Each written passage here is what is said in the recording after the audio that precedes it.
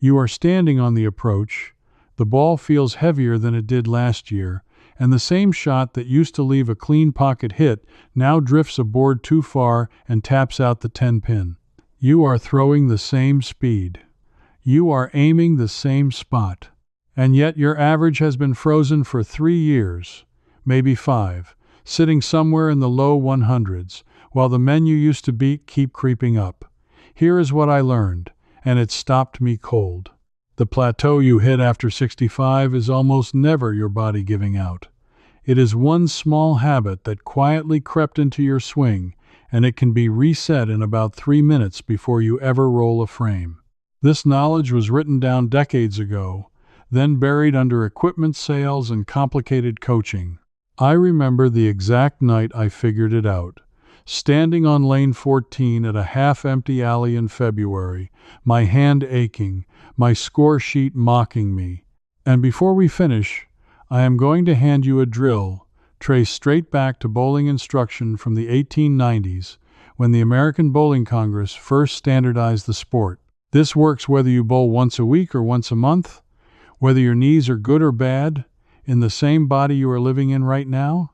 Let me take you back to that February night, because that is where the whole thing cracked open for me. I had been bowling for more than 40 years. I started as a young man in a factory league, back when nearly every workplace had a team and a Tuesday night slot. For decades, my average sat comfortable in the 170s. Then, somewhere around my 66th birthday, it slid. First into the 150s, then the 130s. I blamed my shoulder. I blamed my eyes. I blamed the lane oil, the new synthetic surfaces, the young kids with their fancy reactive balls. I told myself it was just age, that this was the slow goodbye every athlete makes to the thing he loves. And I nearly quit.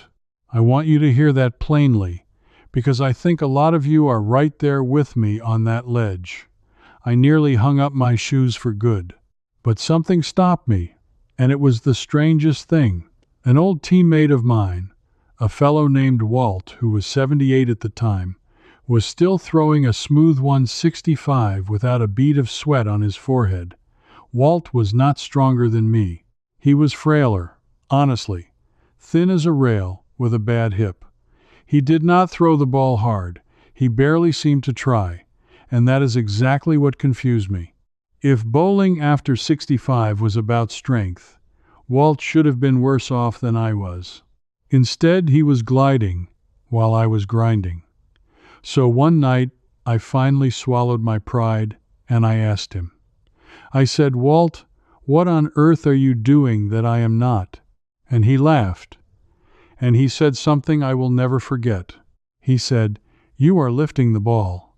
I stopped lifting mine 30 years ago." I did not understand him at first. Of course, I was lifting the ball. How else does the ball get from the rack to the lane? But that one sentence sent me down a path that changed everything. And it starts with a mistake so common that I would bet money you are making it right now without knowing it. Because here is the truth about what happens to a bowling swing as we age. We do not lose the swing. We lose the trust to let the swing happen on its own. And when trust goes, muscle rushes in to fill the gap. That is the plateau. It is not in your arm. It is in the moment you stop believing the ball would fall on its own. Think about how you first learned to bowl. Nobody taught most of us properly. We picked up a ball, we walked up, we heaved it down the lane. For young muscles, heaving works well enough. You have the strength to muscle a heavy ball and still find the pocket now and then. But muscling a bowling ball is like paddling a canoe against the current. It works until it doesn't, and somewhere in your 60s the current wins. The shoulder that used to power through the shot now trembles at the top of the backswing. The grip that used to squeeze the ball into obedience now cramps. So your release comes a hair too early or a hair too late, and that hair is the difference between a strike and a wobbly 7 count. You are not weaker at bowling, you are working harder at the wrong part of it. And the harder you work, the worse it gets, which is the cruelest trap of all, Because every instinct tells you to try harder when trying harder is the exact thing killing your score. Now here is where it gets interesting, and this is the part almost nobody explains to older bowlers. The bowling swing was never supposed to be powered by your muscles in the first place. It was designed, from the very beginning, to be powered by gravity. When the American Bowling Congress standardized the 10-pin game back in 1895, the swing that the best players used was a pendulum, not a push, not a throw. A pendulum, exactly like the pendulum on an old grandfather clock. You lift the ball once, you let it fall, and gravity does the accelerating for you. The great champions of the mid-century, men like Dick Weber and Don Carter, who dominated the 1950s and 60s, all threw with this loose, free, dropping swing. They looked relaxed because they were relaxed. The ball did the work. They just guided it. So why did we forget this? Why did so many of us end up muscling the ball instead? Part of it is that nobody sat us down and taught us. We learned by imitation, and we imitated the wrong thing. We saw power, and we copied the effort, not the ease. But I promise you there is more to this story than a simple mistake passed down, and when I found out what changed in the equipment itself and who profited from that change, it made me genuinely angry. Hold that thought, because first I need to show you the second half of the trap, the one hiding in the ball you are holding. When I got home from that night with Walt, I weighed my bowling ball on the bathroom scale. 15 pounds. I had thrown a 15-pound ball for 40 years, because that is what a man my size was supposed to throw. There is an old rule that still gets repeated in pro shops to this day, that your ball should weigh about 10% of your body weight. For a 200-pound man, that means a heavy 16, or a 15 at the least. And for decades that rule made sense, because the balls themselves were smooth and hard, made of rubber or plastic, and a heavier ball carried more pins through sheer momentum. But something changed in the ball, and the old 10% rule quietly became a trap for anyone over 60. Here is what happened. In the early 1990s, the reactive resin ball arrived, and it changed the sport more than anything, since they stopped making balls out of solid wood. A reactive ball grips the lane, it hooks hard into the pocket on its own. It carries pins not through brute weight, but through angle and motion, which means the extra pounds that used to help you now mostly just punish your shoulder. A modern 14-pound reactive ball will carry the pins as well as, and often better than, the old heavy 16 your father threw. But the 10% rule never got updated for older bodies, and so millions of us kept hauling a ball 2 or 3 pounds heavier than we needed, straining to control a weight that was actively sabotaging our timing. I want to be very specific about what too much weight does to a senior bowler, because this is the mechanical heart of the plateau. When the ball is too heavy for your current strength, your muscles have to grip harder to hold it at the top of the backswing. That grip tension travels straight down your arm. A tense arm cannot swing freely, so the pendulum breaks. Instead of the ball falling and accelerating on its own, you have to yank it down and shove it forward. That yank changes your timing by a fraction of a second, and it changes it differently on every single shot depending on how tired you are. That is why your good frames and your terrible frames feel almost identical when you throw them. The difference is invisible to you. It is a few hundredths of a second in a grip you did not even know you were squeezing. So the first thing I did was drop from a 15 to a 14-pound ball. And I will be honest with you, my pride hated it. It felt like admitting defeat, like the first step toward the walker and the rocking chair. But the very first game with the lighter ball, my average jumped 11 pins. 11 pins from one change, and I had not practiced a single thing yet, because suddenly my hand was not fighting the ball. The swing started to loosen on its own, and that loosening opened the door to the real fix, the one that has nothing to do with equipment at all and everything to do with 3 minutes you can spend before you bowl. But before I give you that, I need to tell you the part that finally made me understand why none of us were ever told any of this. Here is what I found when I really started digging, and it is the part that lit a slow fire in me. Nobody in the bowling business makes money when you throw a lighter ball with a relaxed swing and no lessons. Think about it honestly. A pro shop earns its living selling you equipment. A brand new reactive ball, drilled to fit your hand, runs anywhere from $150 to $250. And the industry would love for you to buy a new one every year or two, as your game supposedly demands it.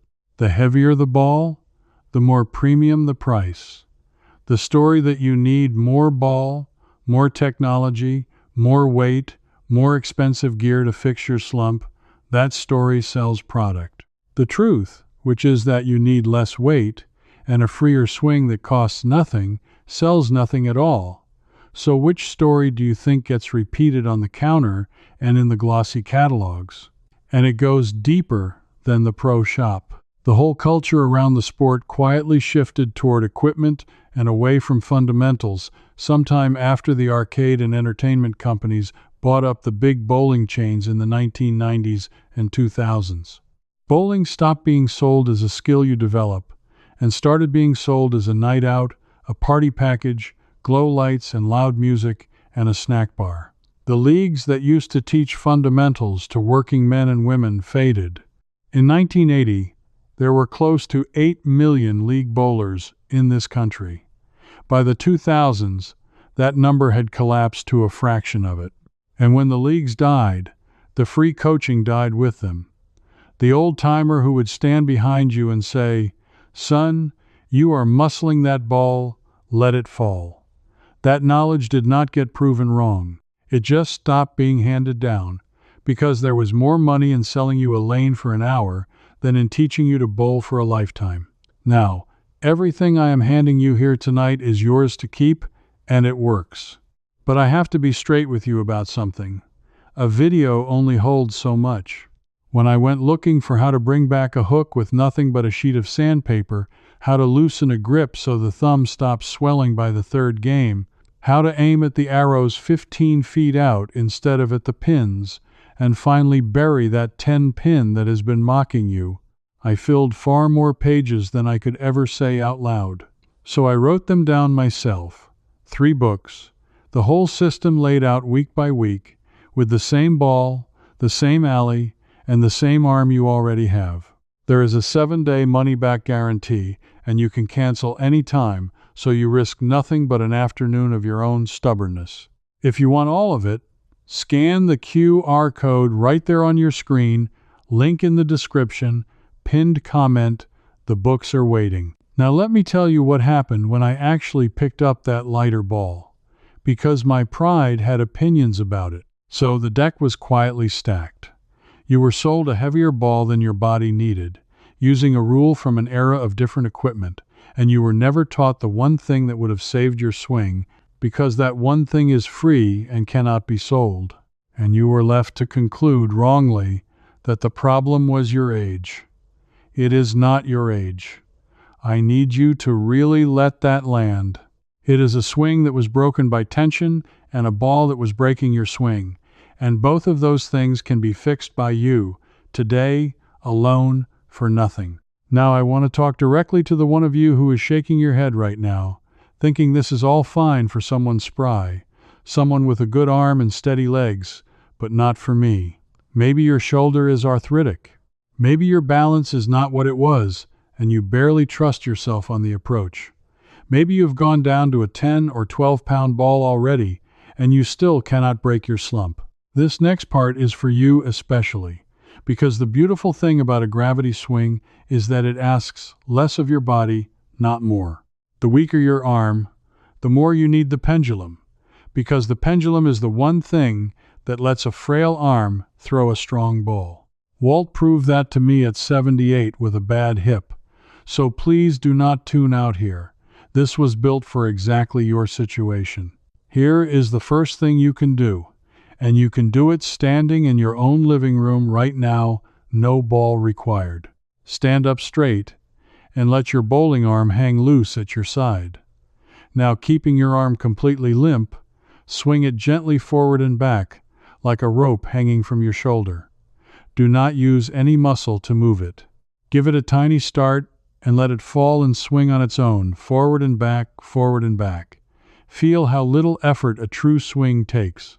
Feel how your arm wants to find its own rhythm if you let it. That loose, ropey feeling is what your bowling swing is supposed to feel like, and I would bet it feels nothing like what you have been doing at the lanes. Most of us, when we bowl, keep the arm tense and stiff the entire time. Spend 1 minute a day doing this limp swing, and you are teaching your shoulder to remember what free feels like. The second thing you can do costs nothing and changes everything, and it is about your grip. The next time you hold your ball, before you start your approach, I want you to notice how hard you are squeezing. Most seniors squeeze that ball like it is trying to escape. That death grip is the #1 killer of a good release, because a tight hand cannot let the ball roll off the fingers cleanly at the bottom of the swing. So here is the fix. Hold the ball just tightly enough that it will not fall out of your hand, and not 1 ounce tighter. Imagine you are holding a small bird, firm enough that it cannot fly away, gentle enough that you do not hurt it. When I first tried loosening my grip this much, I was terrified I would drop the ball behind me. I did not once. The ball stays in your hand through the swing on its own weight and the shape of your fingers. And when your grip is soft, the ball rolls off your hand at the bottom exactly when it should, every single time, which is the whole secret to consistency. The third thing, and this one is for those of you worried about your legs and balance, is to slow your feet down. Almost every senior bowler I have watched walks up too fast, hurrying toward the line as if the lane might close. Fast feet force fast arms, and fast arms mean muscle. Try this. Walk your approach at the pace of a slow, comfortable stroll, the pace you would use crossing a quiet room in no hurry at all. Let your slow feet set the tempo, and let the ball swing lazily along with them. Slower is not weaker. Slower is smoother, and smooth is what carries pins. You do not need to be strong to bowl well. You need to be unhurried. Every one of these 3 things, the limp arm swing, the soft bird grip, and the slow stroll, can be practiced by the least athletic person watching this, in your home, for free, starting today. But all 3 of those come together into one single drill, and this is the 3-minute fix I promised you at the very start. This is the piece I traced back through the old instruction, and I want to tell you how I found it, because the finding is half the gift. After that night with Walt, I became a little obsessed. I went looking for how the old champions actually taught the swing, before the equipment took over the conversation. And in an old bowling instruction guide from the 1960s, the kind of slim hardback that used to sit in every library, I found a drill described by the teachers of that era, who had learned it from the generation before them. The men shaped by the standards the American Bowling Congress laid down back in 1895. They called it, simply, the drop. And it had almost completely vanished from modern coaching, because it teaches you to do less, and less does not sell. Here is the drop, exactly as I now do it before every session, and exactly as I want you to try this week. You walk to the foul line, the very front of the approach, and you stand there facing the pins, without taking any steps at all. No walk-up, no approach, just standing still at the line.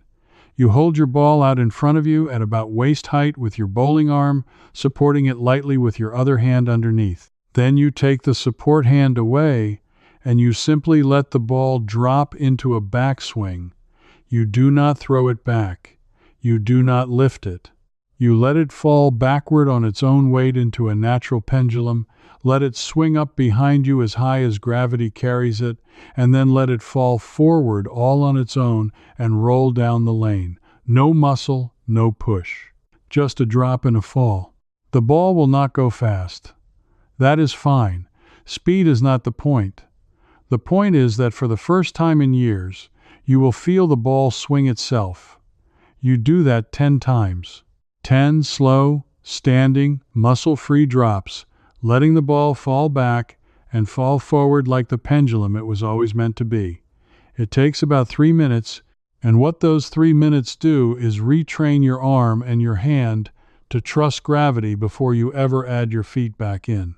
When you then step back and bowl your normal approach, your body remembers the free swing it just felt, and the tension that had crept in over the years cannot find its way back so easily.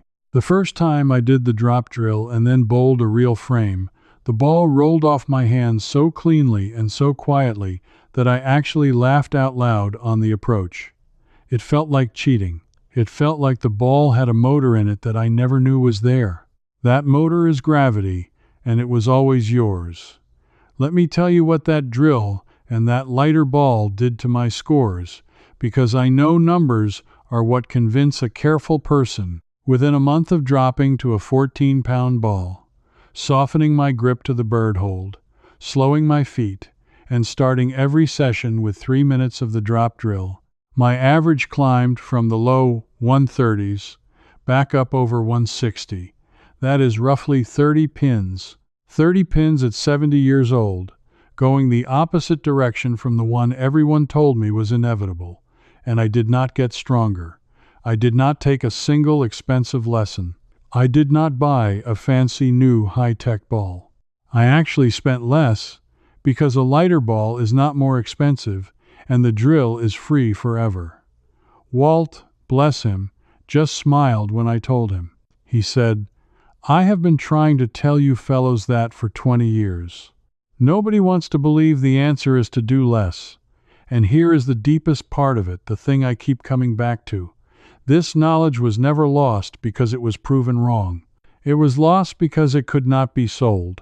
The pendulum swing worked in 1895, and it works today because gravity has not changed and the human shoulder has not changed. What changed was that somewhere along the way, the people making money off the game decided it was easier to sell you weight and technology than to hand you a free drill that would keep you bowling well into your 80s.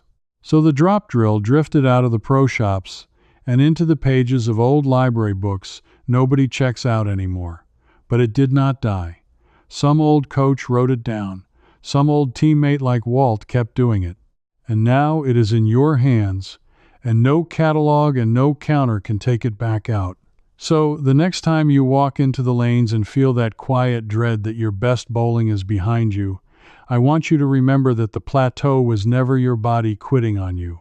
It was a swing tightened by tension and a ball made too heavy by a rule from another era, and both of those are yours to undo in the same afternoon. You are not too old. You were just handed the wrong story, and you have every right to be a little sore about it, because that story cost you years of good frames, and a few nights, like mine, when you nearly walked away from something you love for no reason at all. You are the kind of person who would rather fix a thing than replace it, who suspects that half of what gets sold as progress is just a way to charge you for what you already had. That instinct of yours is exactly right, and it is exactly why this drill was kept from plain sight. So here is what I want you to do for me. Think back to that 10% rule, the one that told you what your ball should weigh. Did somebody in a pro shop ever hand you a ball that felt just a little too heavy and call it the right one for a man or woman your size? Tell me about it in the comments.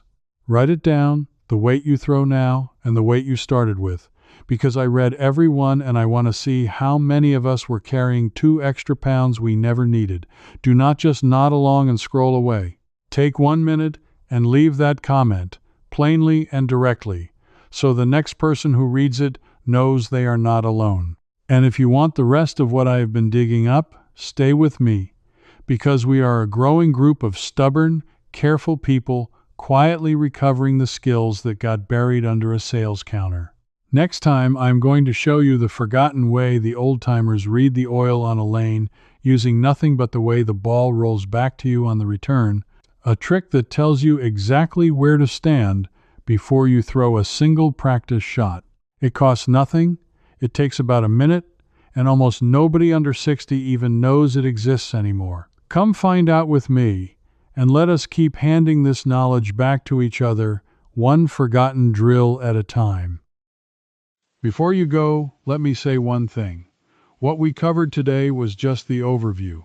Inside the Wise Living Circle, I pick up right where we stopped and walk you through the rest, step by step. And if something isn't clicking, you can ask me directly, and a real person, me, answers you myself. You won't be doing this alone. Just point your phone's camera at the code on the screen, and you can cancel anytime. Now that you know the fix, let's talk about your feet. In the next video, I'll show you 3 simple footwork changes that smooth out your approach and give you more strikes. It's starting right here.